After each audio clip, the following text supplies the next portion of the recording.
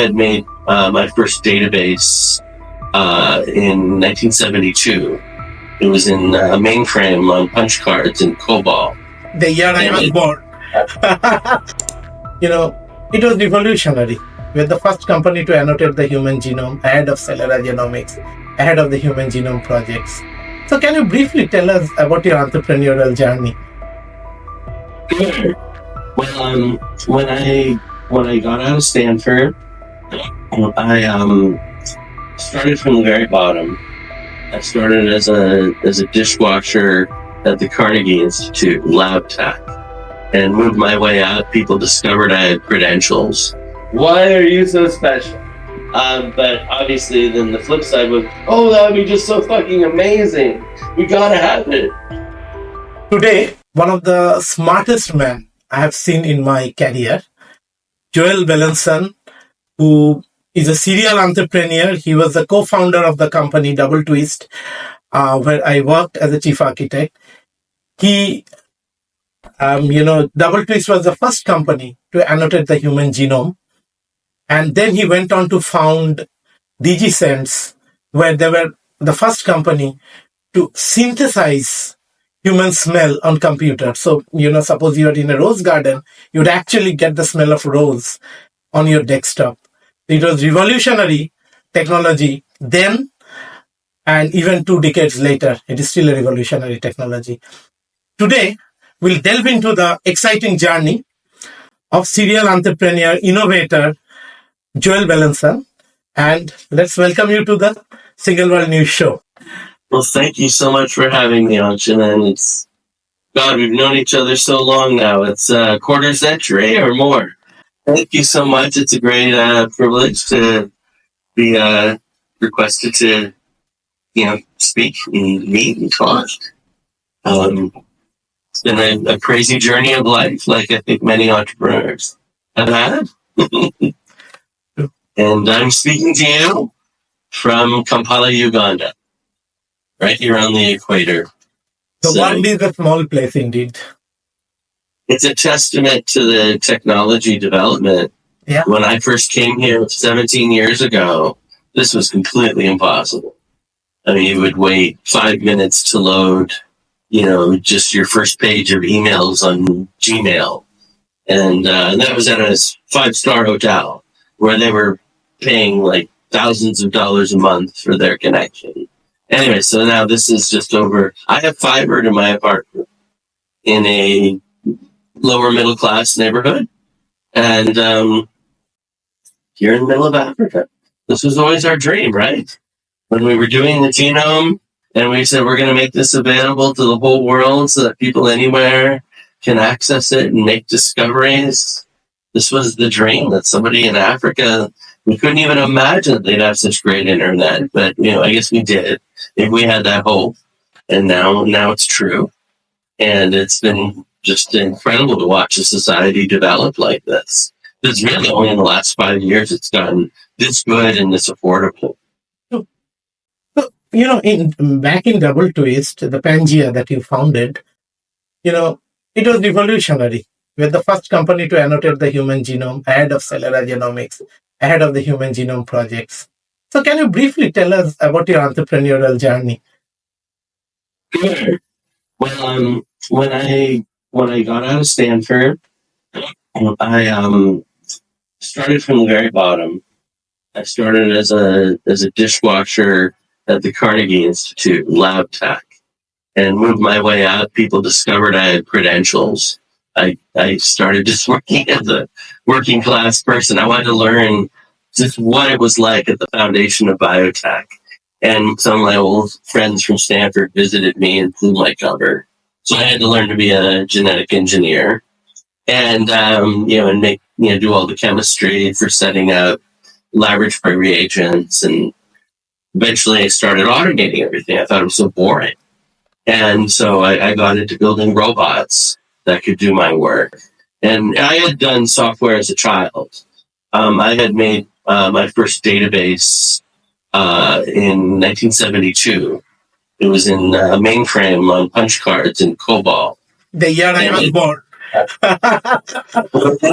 I was born in 1972. Well, I was only 8 years old. And that was that tracked attendance for my school district.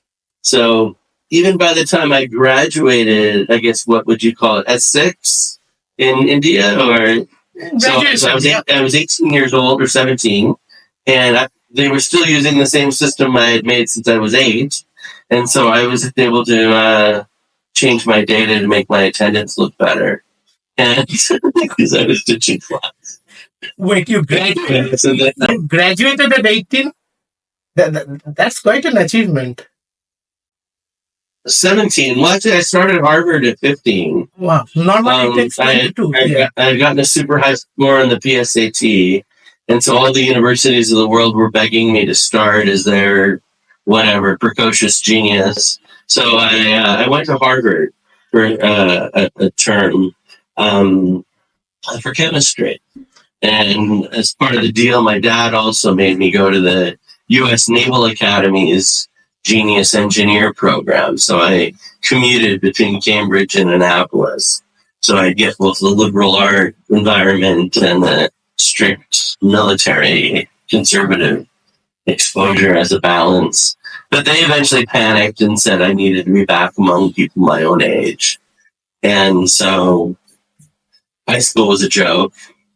So I just had, I took advanced placement courses for uni, and I did lots of extracurriculars. I was on the speech and debate team, drama club, jazz band, wrestling team. I was a sprinter. I ran the 1500 meter number 4 in my county.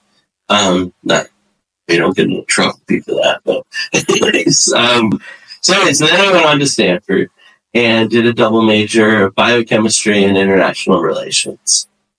And even did a term over in Japan for comparative East Asian industrial economics and modern Chinese Maoist history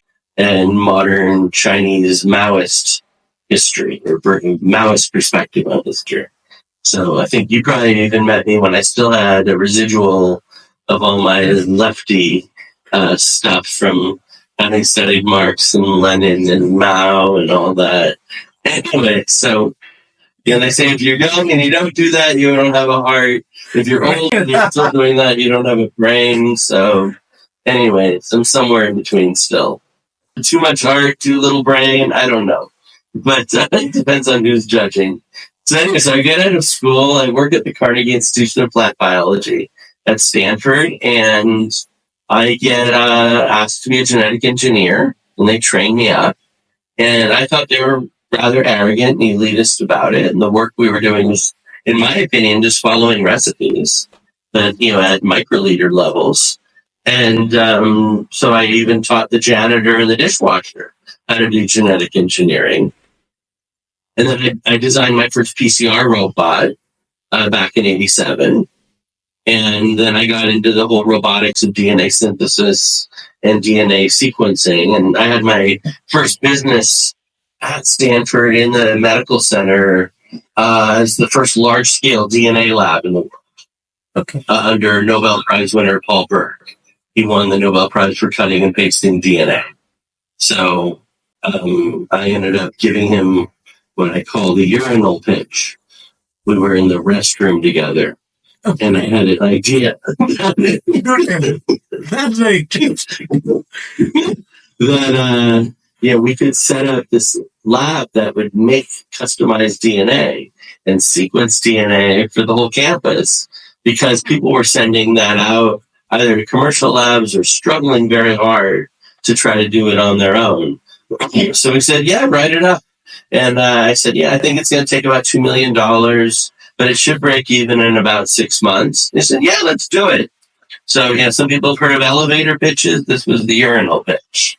Anyways, and he was, obviously he's my hero for being, I had a lot of Nobel Prize winners as my mentors at Stanford. So I was very privileged that way. They all treated me like they were my uncles.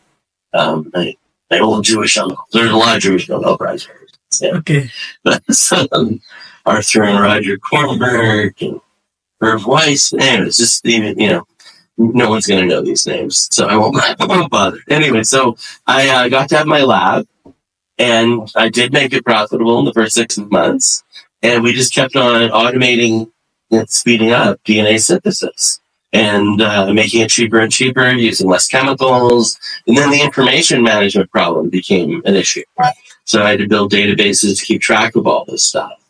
And luckily I learned as a child how to write databases. And so I learned at this point, this is whatever, almost 20 years later, I'm, doing it on, I think at that time on the Mac with Fourth Dimension, and then moved over to Sybase and Oracle.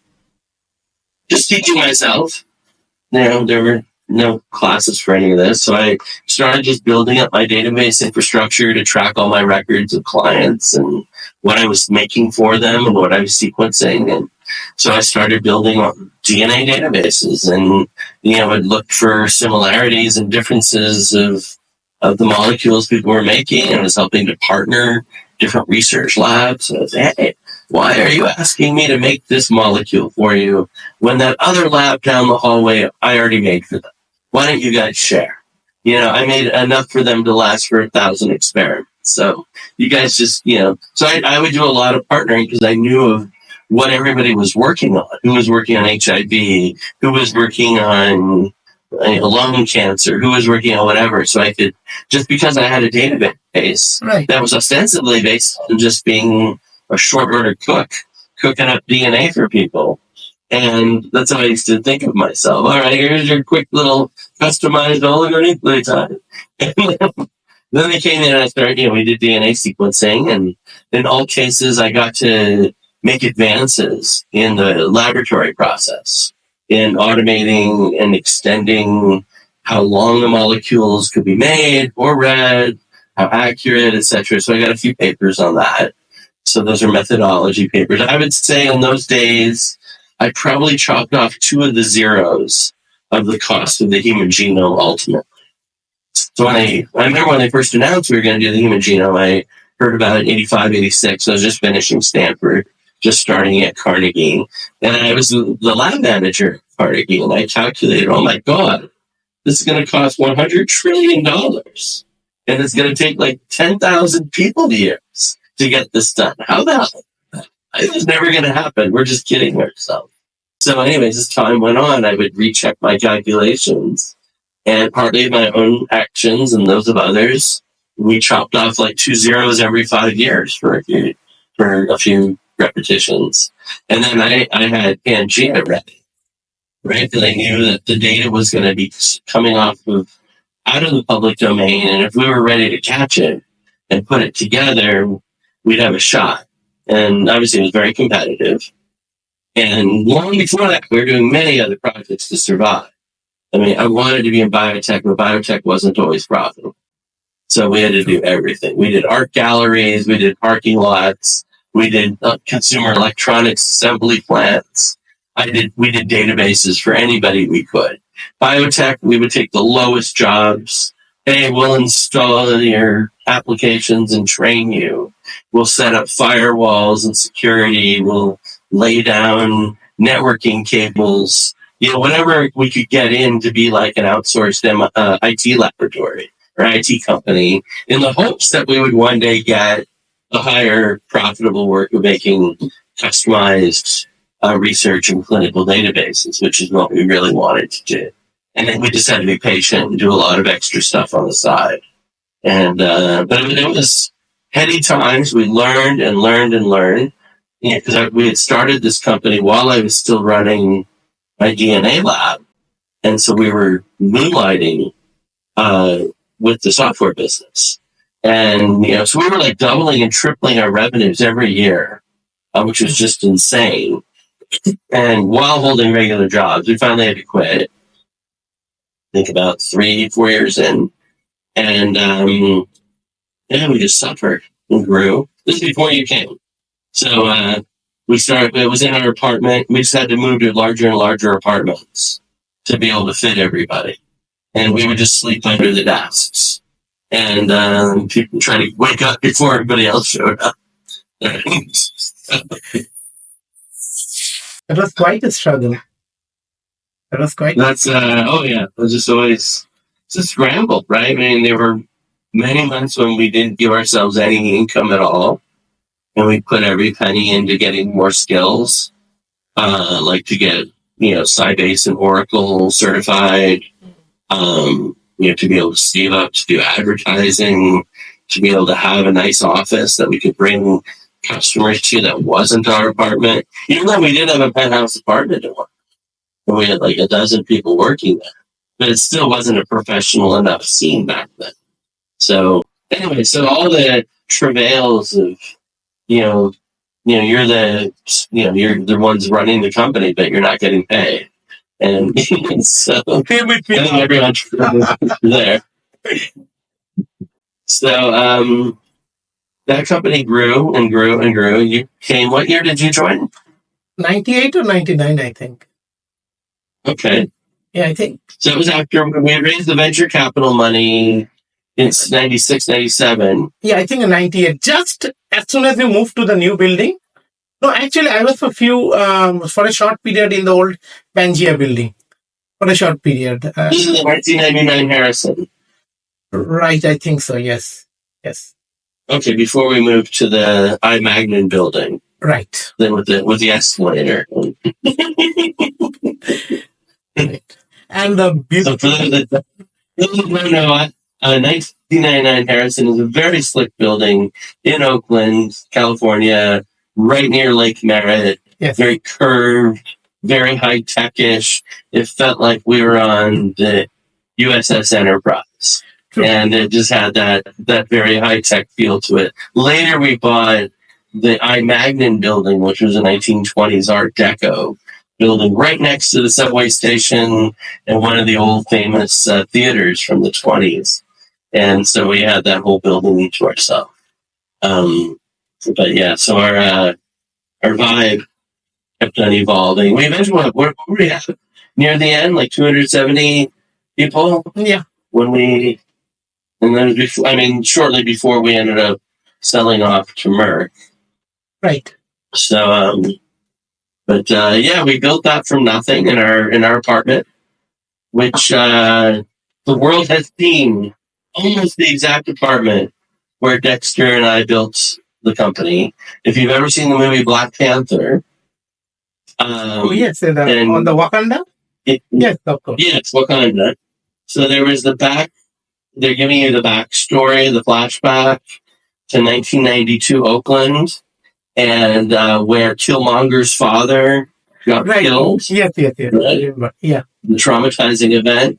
That was pretty much the exact building we lived in at that exact year. Within the same neighborhood, a street or a block within, and we were on like the 16th floor, same view. In the back was a basketball court, just like they had in the movie. It was so interesting to see that deja vu, that's where we started it. And we grew the company from there until it became, obviously it made history, and we took on the world, and everybody else had more money than us, and a lot more. And I think, there were so many companies chasing the genome, dozens, right? Right. The big ones like Celera and Millennium and Human Genome Science, these are those at like billions of dollars. And I think our total we ever raised was 100 million or less. I think the team just on that project only had 5 or 6 million. And yet we beat the world. So that was it was a cool feeling.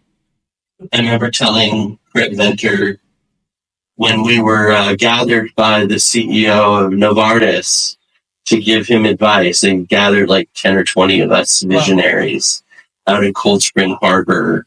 I forgot what year it was. It was very close, 98, 99. Anyway, so I told Craig, you realize we're going to beat you. And he's like, that's not possible. Not like you. And I'm like, you guys are doing it wrong. I go, you're an inspiration. I love that you see in DNA. It really is such a breakthrough compared to doing what we were doing. But we are going to beat you. And we did. And thus, we got to be the spoiler of all spoilers. Yeah. Right? We didn't patent it. So, and everybody else was pursuing it to own the patents. And we were pursuing it for legitimacy, for marketing. I mean, we made money selling subscriptions to the database, and we sold our clustering and alignment and annotation tools. Not sure that was the greatest thing to have to do, but, once the genome was complete, a lot of the hype bent. And then us having beaten everybody and then not patented it, kind of ruined our ability to have a super high market cap unless we would pivot into drug discovery or diagnostic development. And we had promised our investors long ago that we would not compete with them. So we were kind of pigeonholed as the Swiss neutral platform for molecular, discovery. And so we kind of were stuck. That's why you notice our executives we had were not biotech execs. We were prohibited from recruiting biotech execs from any of our investors' portfolio companies. And our main investors had 75 publicly traded companies. So that really restricted us from recruiting biotech execs. So we did get big name software execs. I mean, John Couch was the big name. He was the founding VP of software of Apple. And Jim Dye was the VP of engineering of Oracle. Great guys. They didn't know biotech, but they came to learn some. And but that's just, so we ended up, I think, becoming more psychologically a software company than a biotech company. And that, I think, limited what we could be and limited our potential market cap and all kinds of future directions we could take. But that's life. Every choice you make is, a choice against an infinity of other things. And, you have to just explore the choice you make as best you can. And I think that's with everything you do, whether it's a crazy, insane idea like Dexter and I had that we were going to be the number one bioinformatics company in the world through developing databases, or if you're doing something much more simple and plain. Either way, whatever you're doing, even if you're not an entrepreneur, right? You marry one girl, you could have married, infinity of others, but, you made that choice and you moved to another country. You could have moved anywhere. You moved there. So now you deal with that. And I moved to Canada, and then I moved here to Uganda. And each time it was a change in pace. And obviously a lot less tech infrastructure around me when I moved first from Silicon Valley to Vancouver, even though Vancouver is a happening city in Canada. It's just the gap between that and Silicon Valley is immense.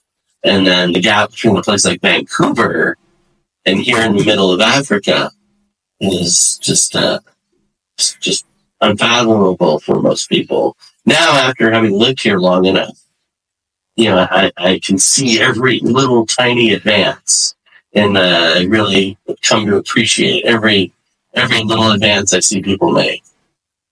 And I had to unlearn all my snobbery from Silicon Valley and just learn to be patient, learn to be grateful, and appreciate whatever resources we have and make the best of them. That's actually quite an exciting journey. So at that time, the dot-com crash happened and the 9/11 happened. So I think that really hit hard, DoubleTwist. You also had definitely. That 9/11 directly hit us. Yeah. Like personally. Dexter and I had founded DigiSense, as you talked about, yes, where we made a synthesizer to have scent go along with multimedia, with movies and video games and commercials and whatnot. And the dot-com crash had hurt badly, but we still managed to get a new round of investment. It's miraculous, but it wasn't enough. And Sony had warned us that we were going to need $100 million to really get a new category of consumer electronic chemical peripheral, because it's like an inkjet printer, right? There's chemicals in it. And they said every new one that they had ever done cost them $100 million. We only raised $25 million to date. So we tried to raise a huge amount. We had one of our previous investors, a fragrance and flavor chemical company, is Givaudan, which had spun out of Hoffman LaRoche. They had invested in us, as had Quest. Both of them were, one was out of Switzerland, one out of Holland. And each had invested several million. And now we said, all right, let's do the big raise. Let's raise giant amount. So Goldman Sachs was up for it. The prior fragrance and flavor chemical company, Givaudan, they were prepared to up to 50 million. And Goldman Sachs would put in 50, and Unilever would put in 50. And so it was going to be 150 million valuation. Sony was now really psyched. So was Procter & Gamble, our partner for scale-up manufacturing and distribution. And unfortunately, they had their own battles. Our fragrance and flavor chemical company had a personal battle between the CEO and the CFO. And at the board level. So right after we had completed all the due diligence hurdles, everybody had said, yeah, these guys are real. This technology works. Amazing. Yes. And it was like worldwide. Every division of all these entities had to give their thumbs up. And then just personal battles within the board of one of your key investors. So that was a fateful day. That was April 11th, 2001. And we spent the rest of that year trying to license out our gene patents, because we had found that genes for the sense of smell in humans and monkeys I had. Leveraging off of the woman who won the Nobel Prize for finding those genes in mice and rats, Linda Bach. So I used her data and I found human and monkey homologs. And anyway, we were trying to license it. We were trying everything we could. And the investors in New York wanted to restart us, recapitalize. Obviously, crush us down, but at least we'd survive. And so that was coming out of Morgan Stanley at the World Trade Center. And so we kept on flying out there. We never quite had all the right people in the room to make a final decision. So in between all that, we had an emergency that required us to go help out family and deal with a really difficult, dangerous situation for my partner's family. And that became our focus. I canceled everything. Only after 9/11, when that was the day we resolved the crisis that his family was in. We entered into a hotel and we saw on every screen the towers falling. It still didn't hit us till like 2 months later. I was going through our calendar and I said, you know what? We were supposed to meet with Jose and his gang at 50th floor of the World Trade Center, 9 a.m. We had 2 dates, September 10th and September 11th. So we'd done the 10th. We would have been on the flight coming back from San Francisco that the passengers helped crash land in Pennsylvania. Remember those guys? Let's roll. Or we would have the next day been actually at the floor where the plane hit. So anyways, that's one crisis saved it from another. That's crazy luck. So that was humbling. It was like, all right, there's a message from God or somebody saying that maybe we just need to focus on real shit for a while and quit trying to be the whiz kids. And so we chilled. And eventually it was a depressing feeling. Company like that, which had done groundbreaking, amazing technology, and we had to walk away from it. And it's like, we had huge amounts of partnerships. We didn't realize how popular the company was. We had like 5,000 people download our software developers kit. We had partnerships with Sony and Microsoft for the PlayStation and the Xbox. We had deals with Columbia TriStar and DreamWorks.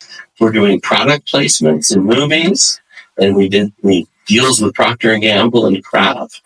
We're putting proprietary scents in their movies, and it was just incredible the amount of partnerships we had. A lot of buy-in. Everybody wanted to see it happen, and the press mocked us. They mocked us the whole time. That's why we named the company and everything we did with sarcastic, self-deprecating humor. So our website was called the Snortle. The product was called the I Smell. Our software team was the Skunk Works. So everything we did was, on a level of self-mockery. And even when we got on the cover of Wired magazine, the editor said, "Look, do you want to look serious and look like Steve Jobs in a turtleneck, smelling the future, or do you want to do something fun?" We said, "Fun. Definitely. Let's do fun." And so they made a grotesque, very first scratch and sniff cover of Wired magazine. And it had the cartoonist who did Ren and Stimpy have vomiting cats and farting monkeys and a big fat guy with his arm lifted up. Anyways, it was just in your face. And I thought it was wonderful. Not everybody in the company did. Our CFO, was a former Chanel model. And so she was mortified that we were embracing such crude, grotesque things. But we figured people in America laugh at smell. So, not so in Asia and not so in Europe, but Americans think it's a funny thing. So we said, all right, either we're gonna fight against this the whole damn time, or let's just embrace the joke. Let's laugh at ourselves loudest and first.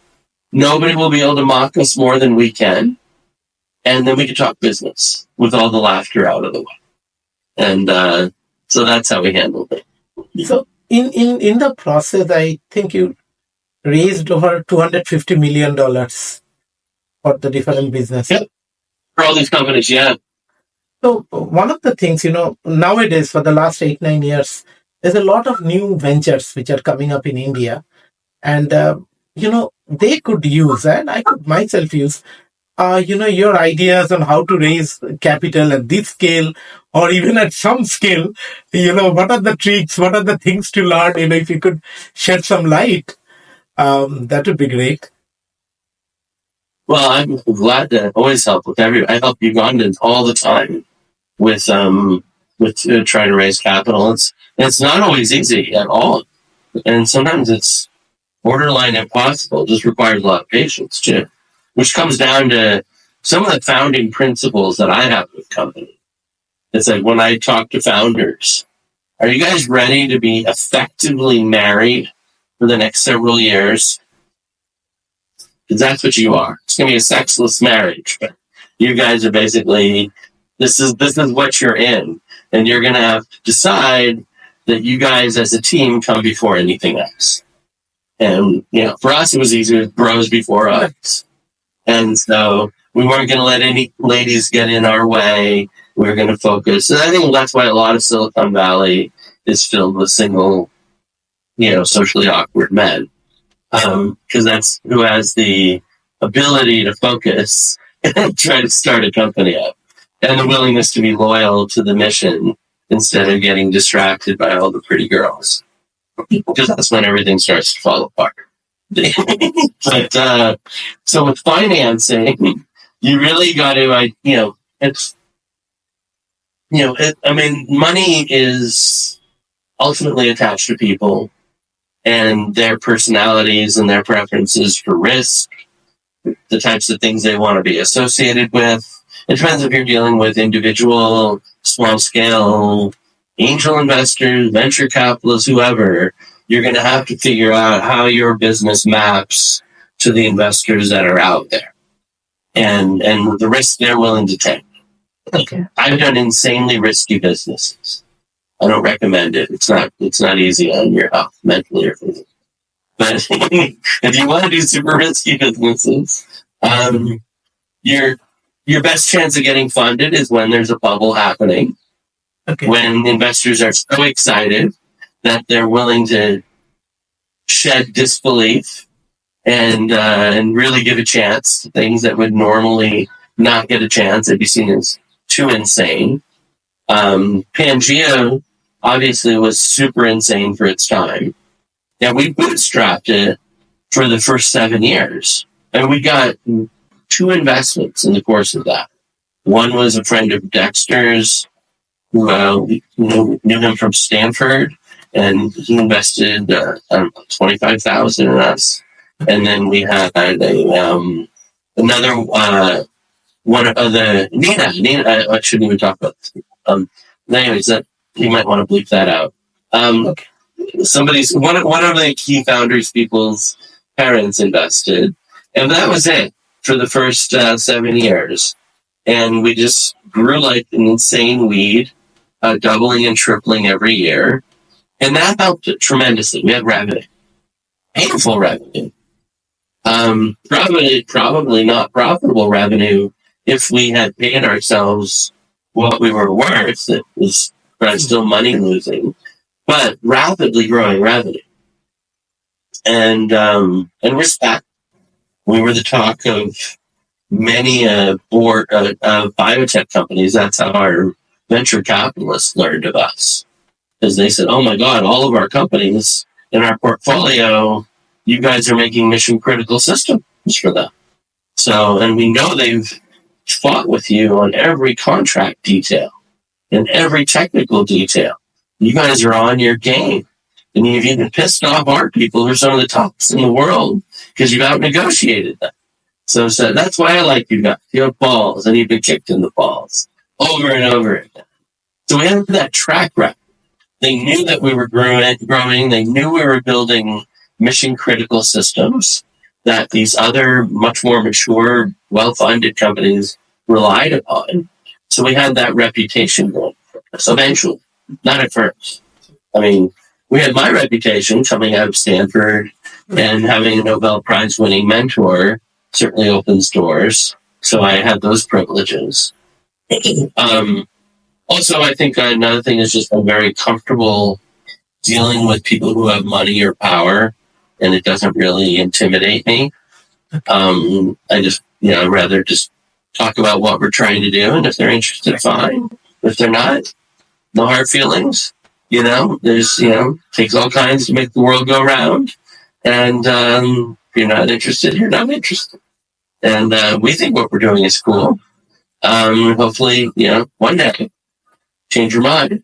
Give us a call. So that's, with a lot of business, it's key to not be coming in with a beggar mentality.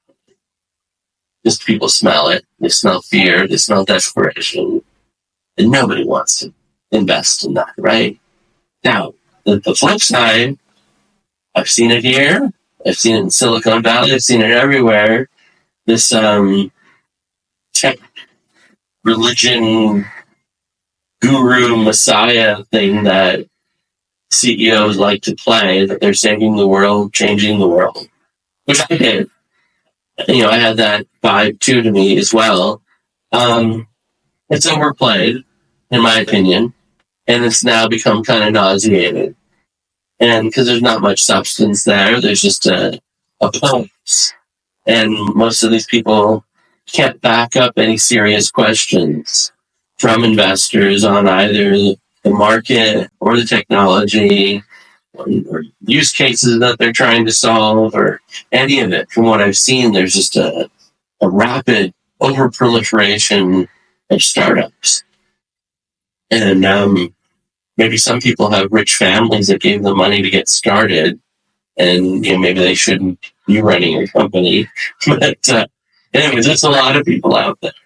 And I mean, we see fintech, I'm sure in India's got a huge amount of fintech. Here in East Africa, I see a huge amount of fintech.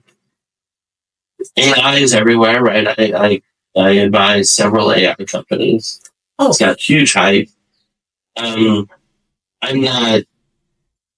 not hyped about it. I've been doing it too long. Funny enough, a paper I wrote 20 years ago with University of British Columbia, where I use semantic networks to model how white blood cells communicate intracellularly and target specific pathogen through the cell signaling process. That paper is suddenly getting noticed. It had not been noticed at all. And I'm just getting cited all the time now. It's like, wow, 20 years later, and we were far ahead of our time using semantic networks. And you remember, you were in on this architecture, the insane architecture of Thesaurus. Right. So that was kind of early beginnings of semantic networks, right? Right. You're dealing with the relationships between things. And so that notion of the gene thesaurus kept on building. I even, for one of the companies I have in Belgium right now, a genomatrix, we have the scent thesaurus. And so we're using semantic models in part for modeling the sense of taste, and as well as using neural nets and blah, blah, blah. So it's, in fact, I use even for that company a trick I used for drug discovery that brought me here to Uganda. Did you ever learn about quantitative structure activity reports when you were doing biotech software? No, I don't think I have. So what we did was we grabbed molecule structures from the literature that were related to any disease we wanted to look at. And say, all right, has this drug been used for any research? What was the result? And so we would make a little database, just maybe a few dozen, few hundred molecules where there's actual clinical outcomes. And then we used a technique called molecular descriptors, or equations. And, you can calculate anything about a molecule, molecular weight, the numbers of carbons, hydrogens, oxygens, whatever.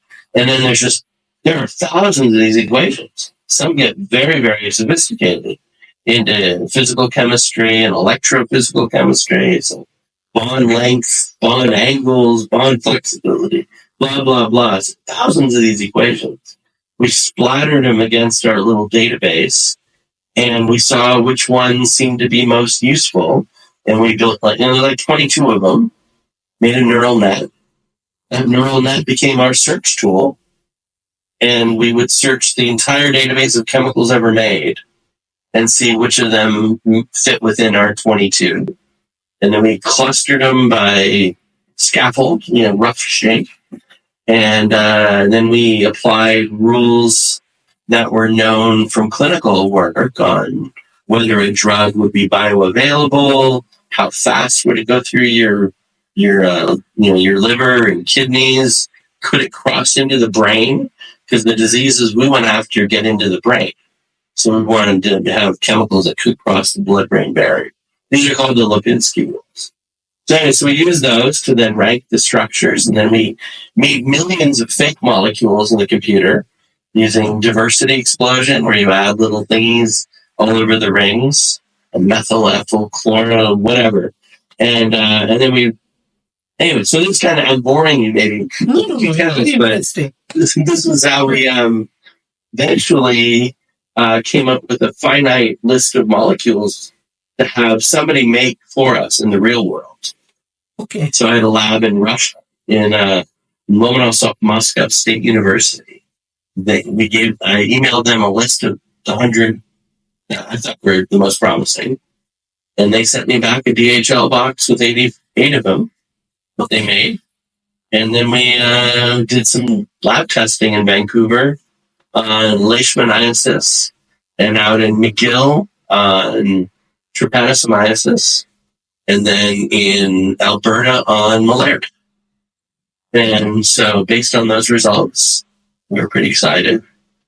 And then contacted who had been our chief engineer, Edward Chirluta with Pangea and DoubleTwist. And I said, all these diseases hit your homeland in Uganda. Can you hook me up? Because animal testing here in Canada is too expensive. They care too much about mice and rats. So I came to Uganda with him in 2007. and we set up testing relationships. And then while leaving, I got stopped by the only white person I met here.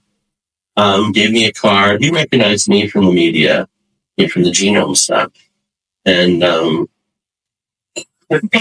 also DigiSense. Anyways, so 2 months later, I got a call from the Prime Minister of Uganda, asking if I'd be willing to be an advisor to the president for life science and IT. So how can you risk this? Such a flattering. So I came back and forth. And my first day here was crazy. I came here like almost a week before, I don't know, for several days, if not a week, before Edward arrived. And the day I arrived, there was a riot. And it was I call it the final gasp of the Idi Amin era.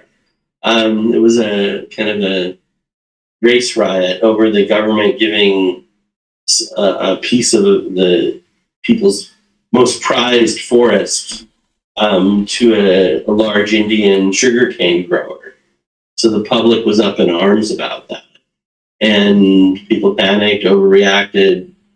Indian driver, I think, ran over a black Ugandan, and that turned into real ugliness. That was as I entered Kampala in the car, tear gas, gunshots, insanity. And I had just been on a crazy plane flight watching Last King of Scotland. And I don't know if you ever saw that movie with Forrest Whitaker. It's awesome. And a lady behind me who was being deported from Britain back to Uganda, and she was screaming and crying about how she was being ripped apart from her kids. So that was traumatizing. Then this white guy sitting next to me was a Christian missionary who I didn't have much love for generally, as being a dogmatic atheist at the time. And it turned out he was coming back after years trying to get over his trauma, because he was running an orphanage in northern Uganda. Okay. And Joseph Kony's Lord's Resistance Army came and butchered everybody in his orphanage, all the kids, all the adults, and just his white family were not killed. They were the only ones not killed. And he had to carry his best friend, who was a black Ugandan, trying to get him help, but he died in his arms. And so he was like totally traumatized, but he was coming back to try to face it all. And so anyway, so I'm arriving, and that was day one. But from then on, nothing. I've been here now, 17 years, and there's been nothing like that. And all I see is, and generally I knew, based on my theory of history, that Uganda was in a opening heart phase, that every society goes to like 40 years of opening of heart and diversity, and then 40 years of consolidation and narrowing circles of trust. So America, India, those are probably more in those phases right now, versus Uganda, which is more opening of trust circles. And so that's been nice to be in that environment. So I kind of I wanted to avoid being in a stressful environment of all the anger and distrust that we see in America and most of the West today. There's such anger. Sorry to interrupt, but India, I think, is actually in a very rapid growing phase at this point. For last 8-9 years, if I graduated today and I knew what I know about US and I know what I know about India, I would not opt for US. I would stay here, because this is where things are happening. I might have moved there instead of here even 17 years ago as my next stop after Canada. I think you moved back. Yes. When did you move back? Somewhere like 2012 or 2011? No, I moved back in 2001 too. My mother, she had the health issue. That's right. And that's when I moved back. Okay. I moved to Canada when you moved to India. Right. And then, so maybe I would have gone straight to India then. But that was a joint decision. I don't think Dexter he didn't want to move to a poor country. So that because we had, I would have been comfortable anywhere in Latin America. I speak Spanish fluently. But India anyway, can, so we settled in Canada, and then eventually I came here on my own. India can greatly benefit with someone of your caliber, even today. And Well, it's good to know, and maybe, depending upon how things go, every year I reevaluate where I should be. But now, as you can see, I consult for people just like this every day. true. I do. So if any people there need me to help advise them, I'm available to be on boards, advisory boards, or what have you. I'm not super expensive because my cost of living is low. So you can get a seasoned Silicon Valley serial entrepreneur that's had a number of exits, and yet I'm not insanely expensive. So. Oh, we left out Upstream. That was the company that discovered those drugs. I took that public on a small cap stock market. We did a reverse takeover, and that became at its peak. It was worth $250 million. So that was the one, and the one that I used the qualitative or quantitative structure activity reports, and I used the same thing for the sense of taste. By the same exact methodology. I realized that disease and taste, any condition, would be something I could discover clusters of molecules based on these methods. Anyway, so I'm sorry to be so parenthetical. So going back to one of the points is like you talked about, we talked about raising funds. You talked about that, and when you approach VC, what amount of preparation did you do? Anything special did you do to approach the VC? I presume most of a lot. Okay, do tell Lots. I mean, first of all, you got to subject yourself to the devil's advocacy. You have to, if you haven't strengthened yourself with smart ass comments from investors that are trying to tear apart the reason why you exist, because that's what they're going to do. Right. It's like, why? What's your why? Why? There's like 50 other companies just like you. What makes you so special? And some entrepreneurs don't even want to think about their competition. It's too demoralizing. And there's value in that, right? Blind courage. There's value in blind courage. But then if you have to deal with a smart investor, you're in trouble. So the smarter the money you're going to get, the more you need to subject yourself to self-scrutiny. And so what I usually do, even for these little companies here trying to raise small amounts of money, I put them through a whole process of putting together a 1 or 2 page pitch.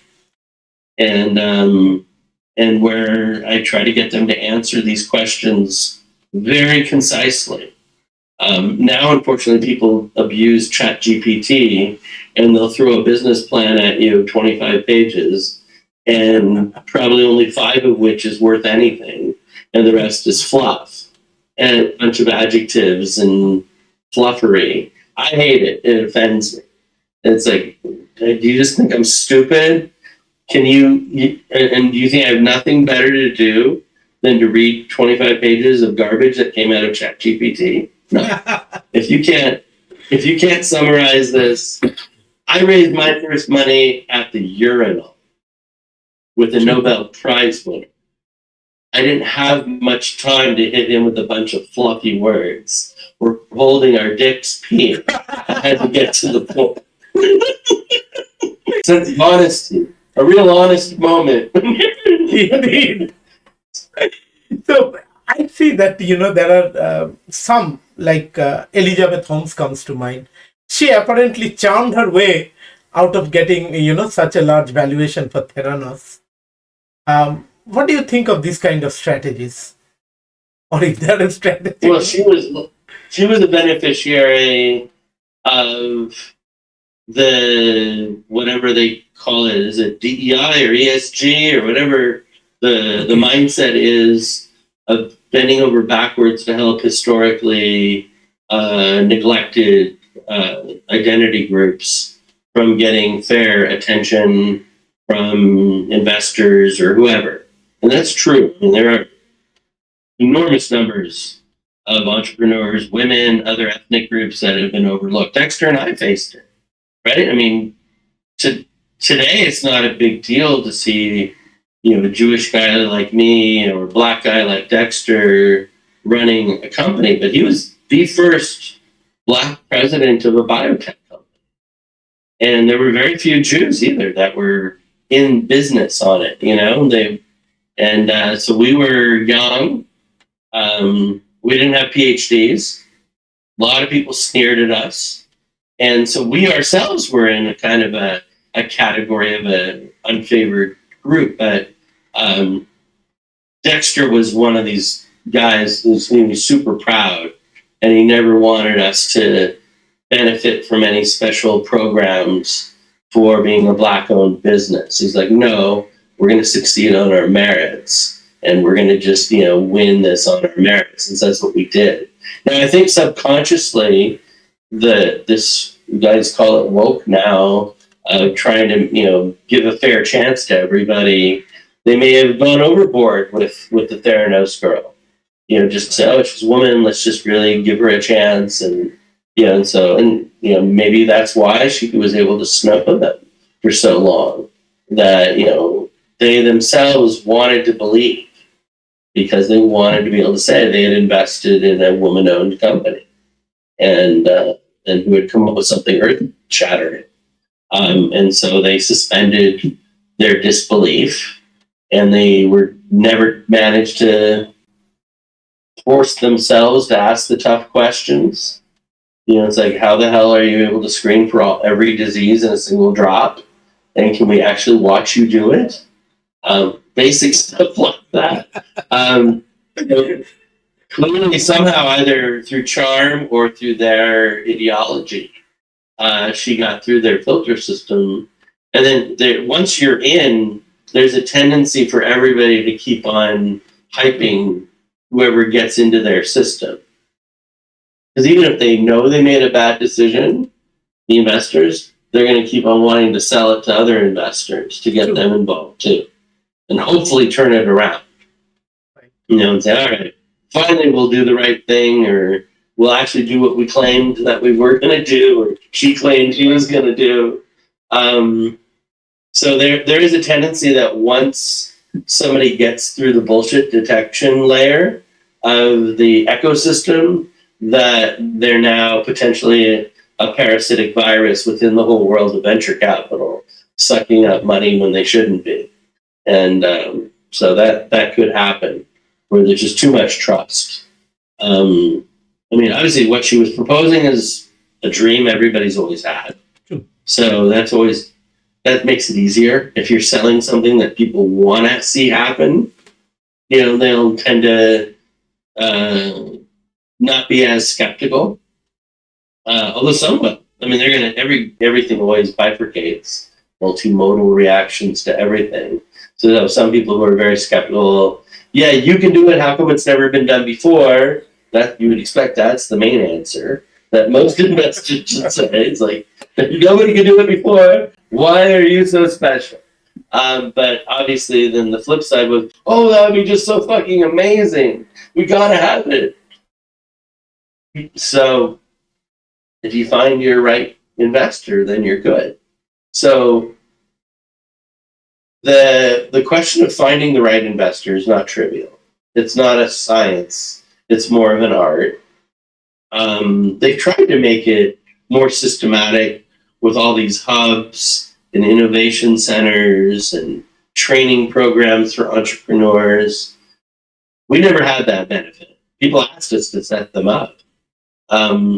We thought they were just kind of scams. Because we're like, how can you run this like a factory of startups? It's just, by definition, 95 to 99% of these are going nowhere. And so it's like, you're not going to change that just by having better advisors.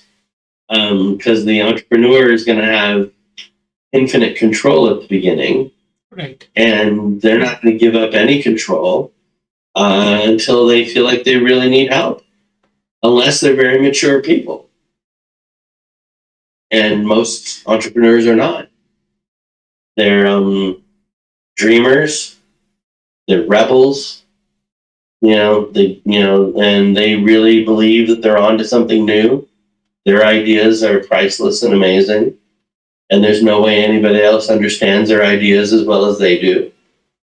And that's their usual default position all over the world, from Silicon Valley to Africa. It's the same dynamic. Although here people may be a little more honest that they need the money because they really can't afford to live. But in reality, they've started the company just so they can get a job, because it's hard to find jobs. So you start a company to be able to get employed if you get an investor. True. That's not the investor's best option. That's the situation. So, what do you think? Go ahead. What's that? I'm saying. Well, it depends how much money you're trying to raise. Right. What's the risk profile?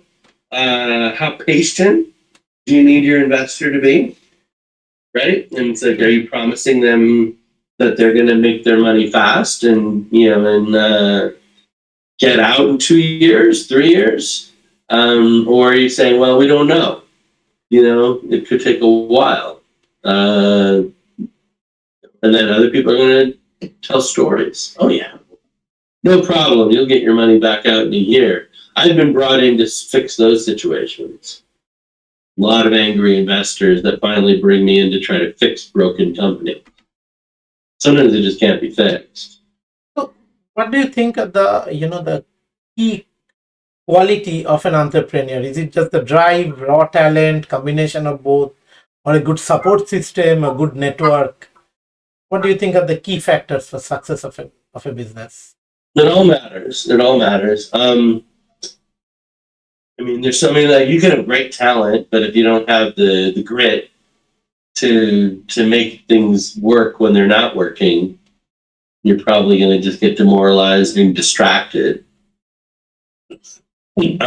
So most everything is a balancing act.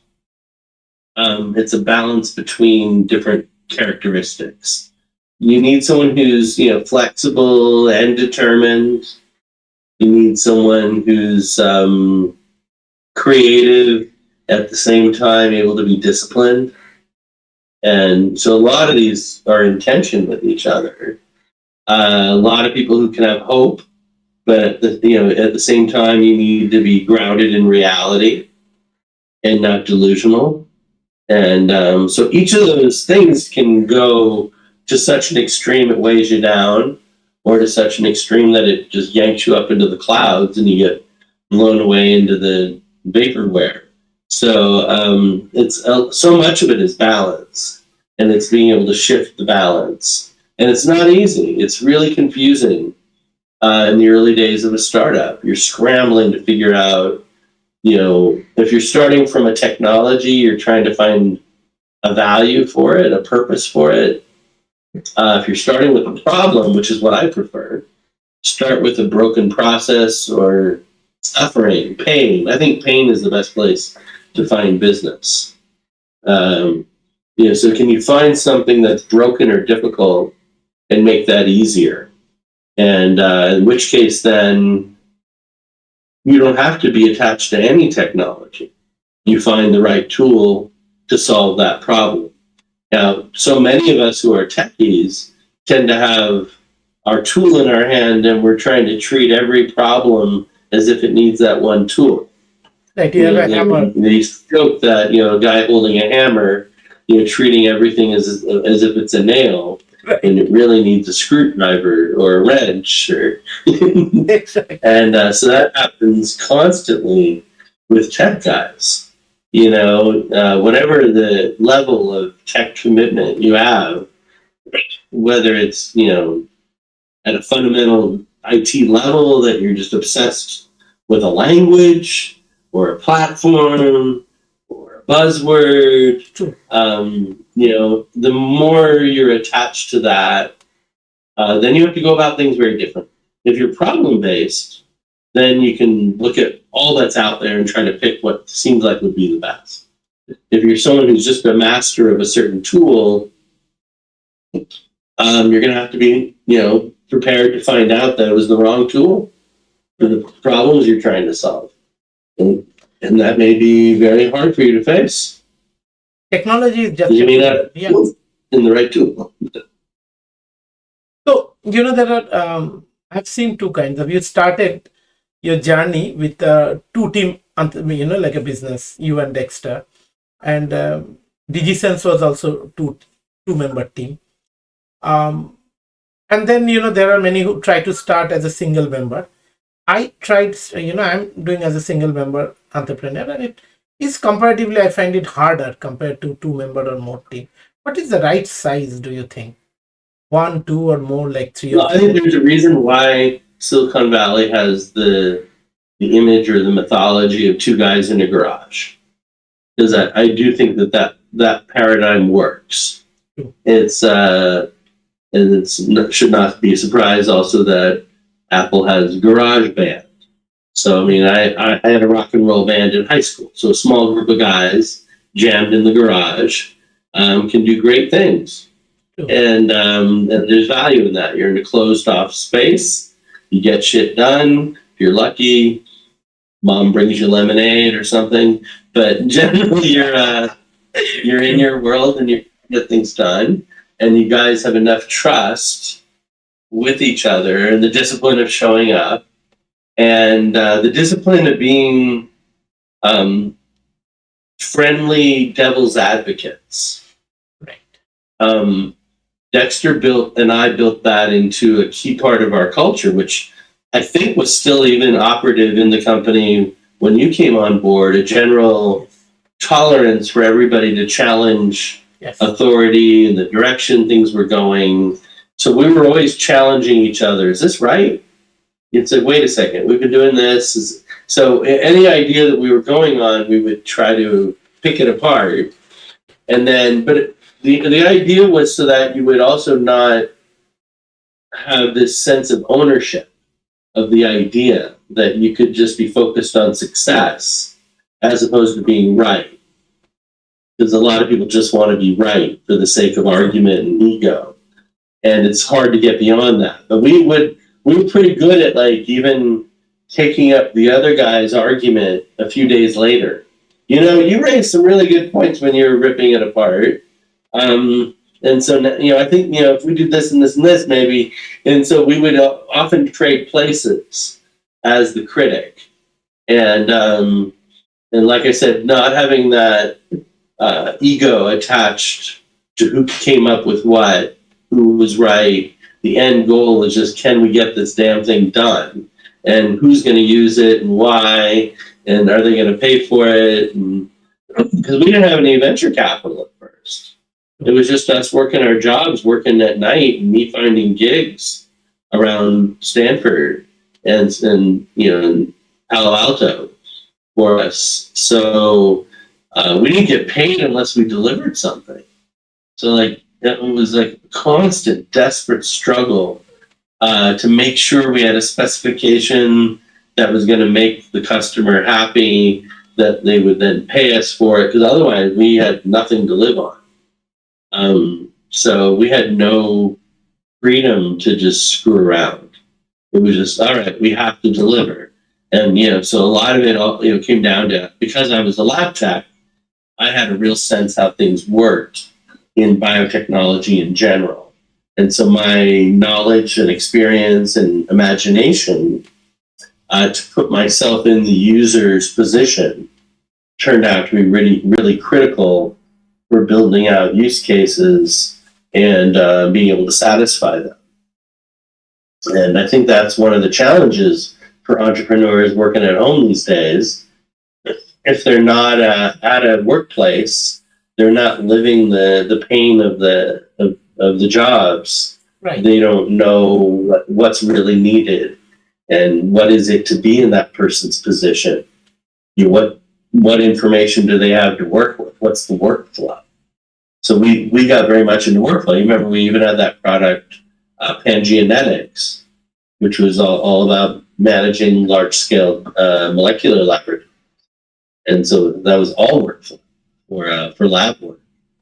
And like we were the only bioinformatics company that cared about how the lab ran. Everybody else wanted to do algorithms. And so algorithms are cool, but I like the idea that you put yourself into the workflow of whichever branch of a company you're working with, whether it's sales and marketing or IT or, engineering, whatever group, who's your client base, can you put yourself in their shoes? I think that's just really important. And I think it's important for selling investors too. I had a really simple pitch, by the way, for Pangea's first round with the VCs. It was two or three slides. That was it. I had a picture of an egg. Okay. And inside the egg, I had these whimsically named products that, as you know of all of them, Gene World, Gene Thesaurus, Gene Forest, Expression City. You remember all of them? They all came to be.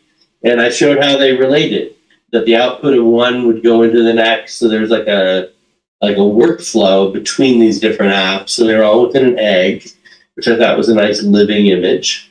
And then we had just like two other slides. So you can imagine just a 3-slide PowerPoint for fundraising. That was it. It was just, we raised $10 million on a $12 million valuation. Well, our valuation had been growing every few months. It was insane. We didn't know how to deal with it. This was 95, 96. We had Oxford Glycosciences trying to buy us for $1 million, and they jerked us around and changed their mind and said, why don't we just give you $1 million contract to do we did the first proteomic system. This was Rosetta. You remember, yes. Obviously it became a very big deal. They paid me a lot of money to come up with that name, by the way. They sent me to Lake Tahoe to come up with names, because I'm good at, as well as all these other things. And I thought, wouldn't it be cool to come up with an acronym that made, using Rosetta and all that implied, and it was to go from the genome to the proteome. So it became real-time operations on sets of expressed transcripts, translations, and annotations. And so we did that $1 million contract with them. Meanwhile, we got another offer from MDL, which is a big chemistry software company, and they wanted to buy us out for like $3 million. And that was just a few months later. And then it was clear that there was like a corporate culture mismatch. They were super stuffy, and we were just way too wild and creative. As even by the time you joined, I think we still had that wild streak. It was very wild. And I enjoyed it. And then the crazy corporate culture at the time, right? It was unprecedented, that all the fun stuff we had in the office.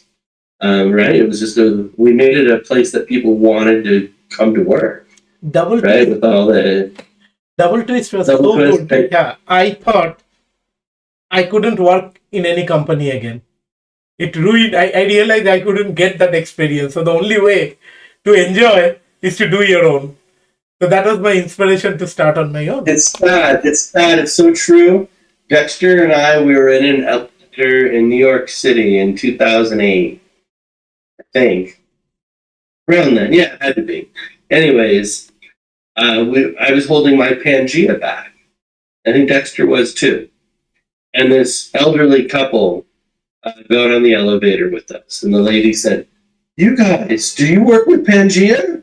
My son works there. We used to work there." And we're like, "Yeah." And she said, "He's been a mess for years. He can't find anywhere that make him as happy as he used to be at Pangea." True. He said that was the greatest company in the world. So what did you guys do there? And we're like, "Well, we're the founders." And, that's a sublime experience. it was a beautiful moment, like in New York City of all places. Yeah.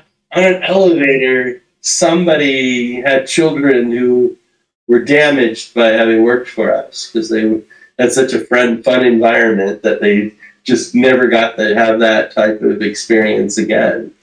Now, DigiSense, Pangea led to that culture spreading because the investors did spread it to Google and to other companies, right? And then they gave Google the credit as if they were the ones that had come up with this corporate culture, but we had been doing it since '91. True.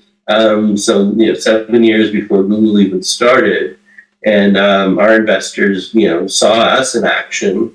I remember the first board meeting, I got called on the carpet and beaten up for all the money I was spending every month to make the workplace fun and interesting. And but for the viewers out there, what did that mean?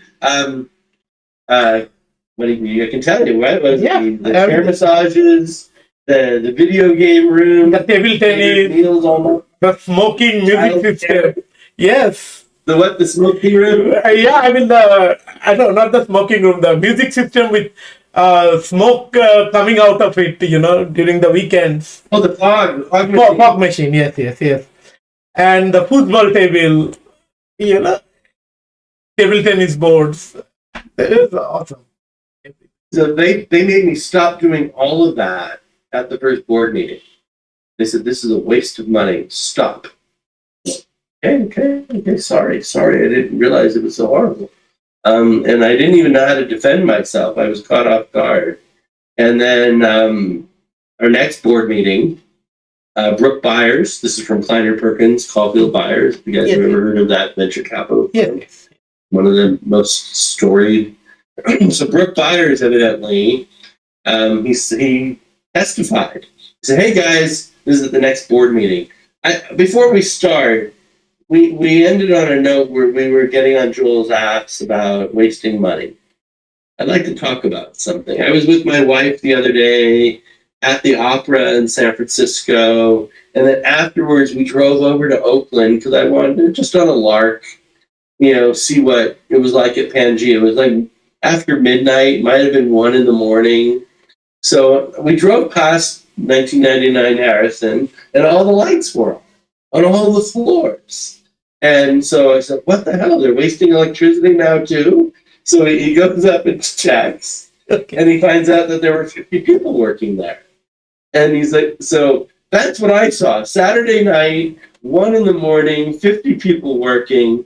Whatever you've done to create that type of loyalty and commitment and sense of family, I think we should talk about doing it again. So why did you do this? How did you know that you could build such a culture? Well, I can make work easier on people so they don't have to leave to get food or take care of their kids, or if they're bored or whatever, they have somewhere to go where they can not be harassed and they can act. Figured maybe they won't run off for 2 or 3 hours in the middle of the day. Maybe they'll and engineers are expensive, right? So if you get an engineer that's willing to put in an extra couple hours a day because they really enjoy being at work, it's got to be worth something. And he says, well, I saw 50 people working at 1 a.m. on a Saturday night. 50. He said, so spend as much as you have to keep this going. True. It was a wonderful experience at DoubleTwist. I don't think and I think the culture of being able to ask questions, admit you didn't know something, go to other people to get help. Right. That was often the final interview that I gave with everybody. After someone had gotten through all the other layers of being vetted for whatever job, they'd send them to me, and I go, well, if you've already gotten past everybody, it pretty much means you're hired. Because I don't know enough about you to say you shouldn't work here. But I will say this, none of us know exactly what we're doing. And this company doesn't contain every bit of information and knowledge necessary for us to do what we claim we're going to do. So if you're the type of person that is too proud to ask for help, you'll get fired. So it's like, this is the type of company where you ask for help and people will help you. And you won't get discriminated against because you didn't know something. You'll get discriminated against if you didn't admit you didn't know something. True. It's like, So, we all have to acknowledge our limits and benefit from each other. there is. And it's hard. I mean, most companies in general, any little weakness is seized upon for somebody to climb over you. And I don't like that culture. So I try to really make a different culture where, look, we're trying to succeed as a team. We are who we are, imperfect as we are. Right. And let's do the best we can to get a synergy out of it. And otherwise, we're going to just run through people all the time, which is often what happens, unfortunately. Or people just hold on to their job by backstabbing and bad talking each other.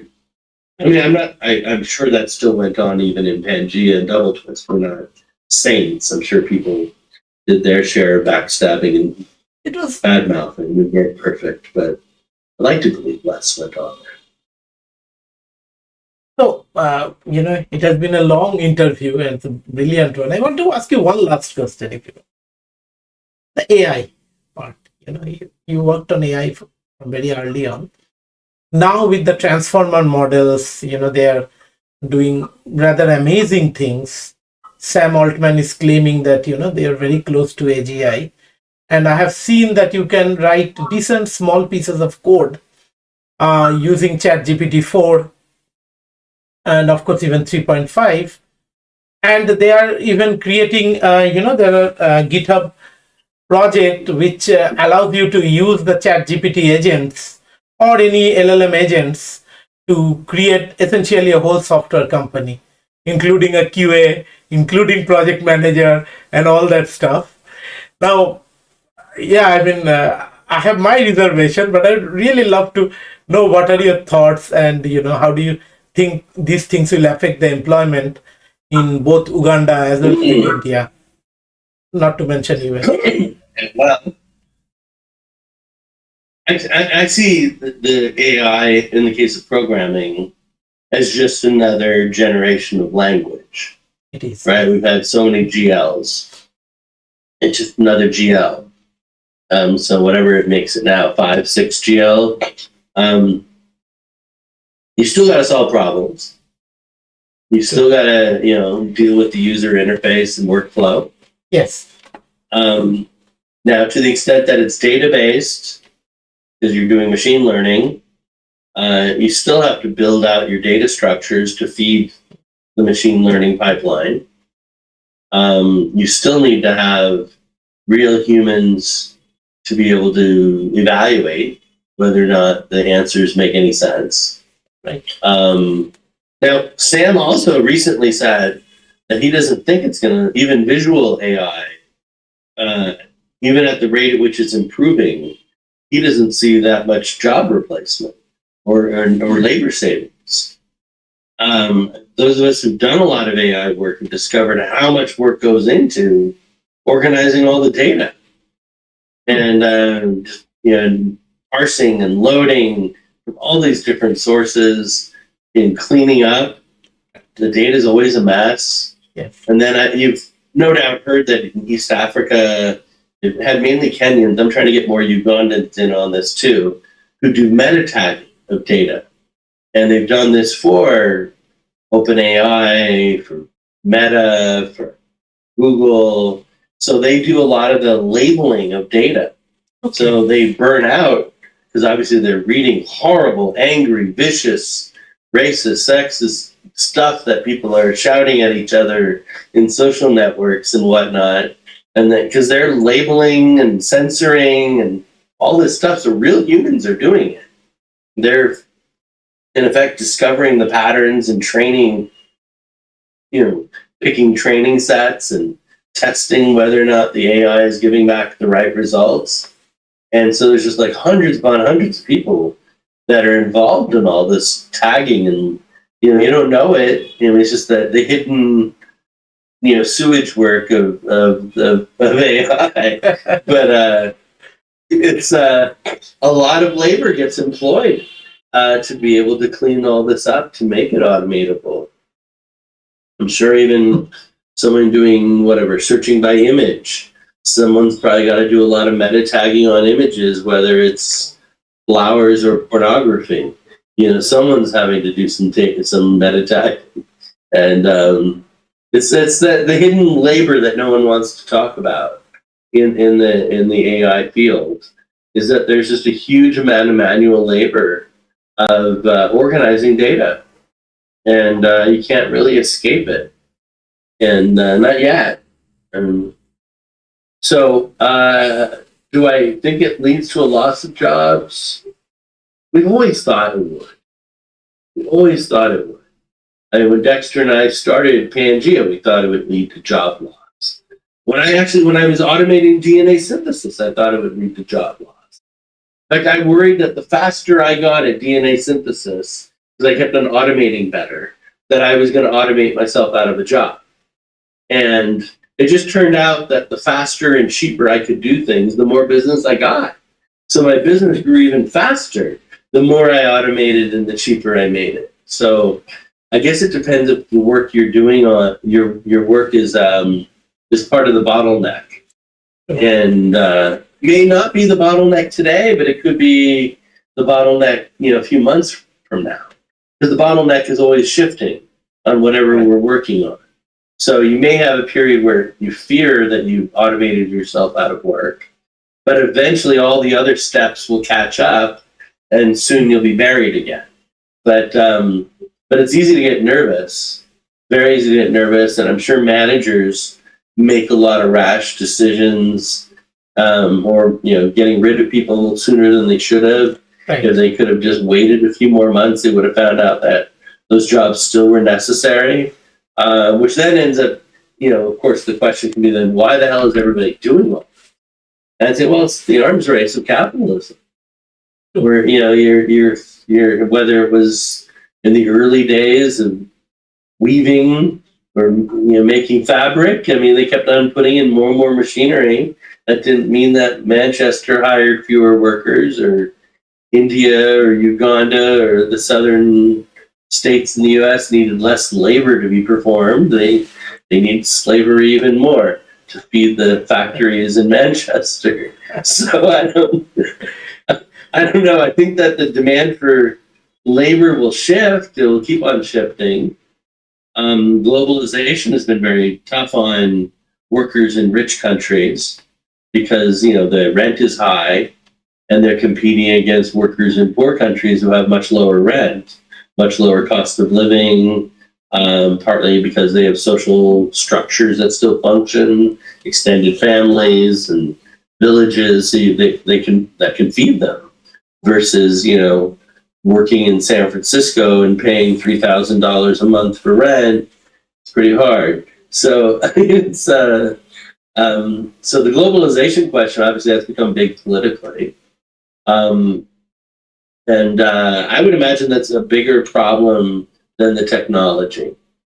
And so probably the world needs to find a way to localize more. Or in my case, I moved from, and like you, we both moved from the rich world, the high tech world, to move to a lower cost, lower income environment. But yet our ability to make an impact is gigantic, and which is very gratifying to feel useful.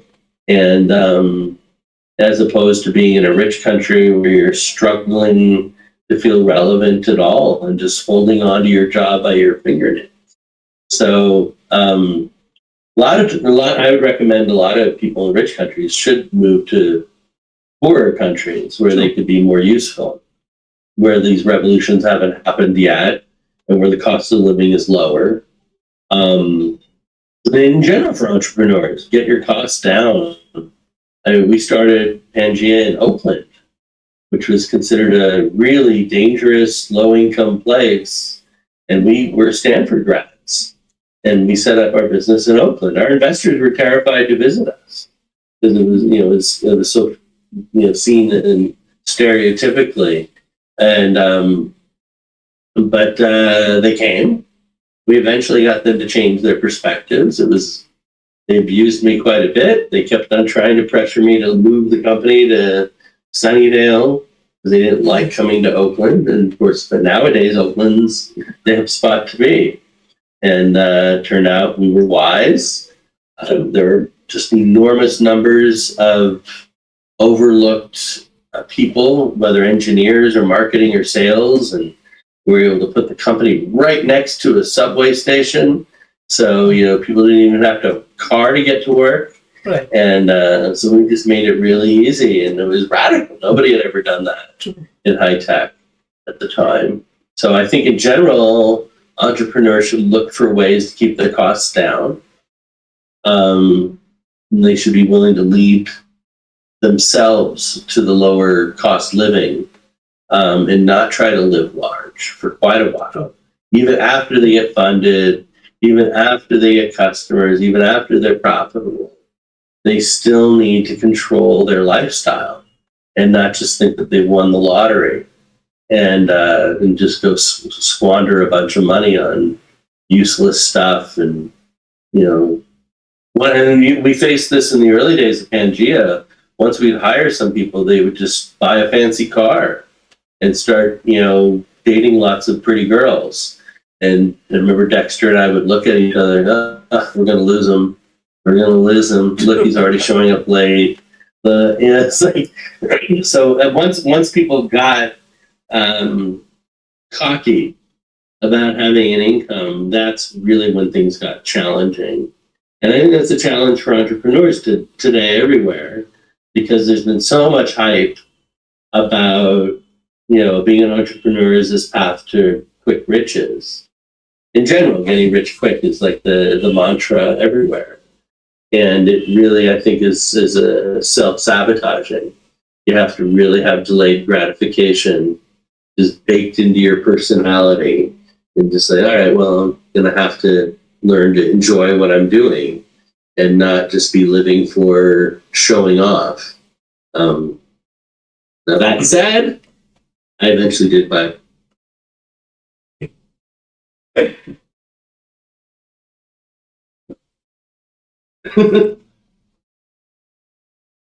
Great talking with you. Thank you for so much time today. Your voice is kind of down now. I can't hear you. You can't hear me? Now I can hear you. Okay, maybe I was not close enough. Okay. Yeah, anytime, man. We're internet's good. Yes. Anytime. Obviously, I have calls all the time with clients and whatnot, and I do leave the house sometimes to do sales calls in person. Because some businesses are not tech. I raise capital for companies here. Okay. And I've done this for very boring types of businesses. Biomass briquetting. Taking farm waste, right, and turning it into fuel.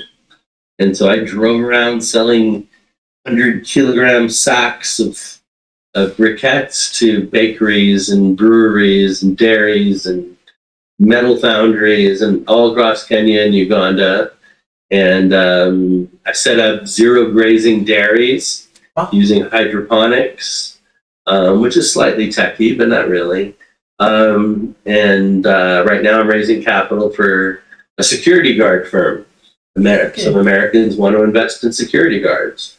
So all kinds of things come to me, whatever the sector is. And, I think there's a video or two out there of me from years ago that keeps on leading to people calling me to ask to help them out. And sometimes they don't have any money, so that's a little bit of a drag. But it's still interesting to find out what they want to do, and sometimes I give them advice anyways, even if they don't have any money. But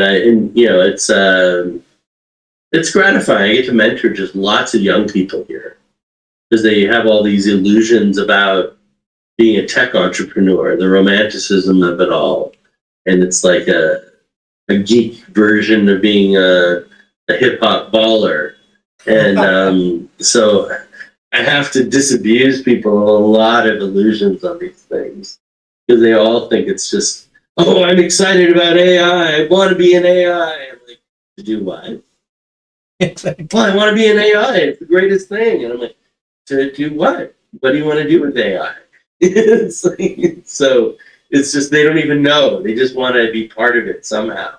And they maybe watched a few videos.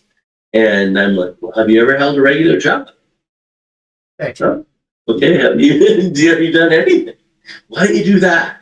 See how AI might fit into some work somewhere. Right.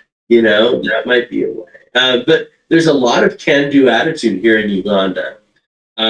That's been ranked repeatedly as one of the most entrepreneurial countries in the world.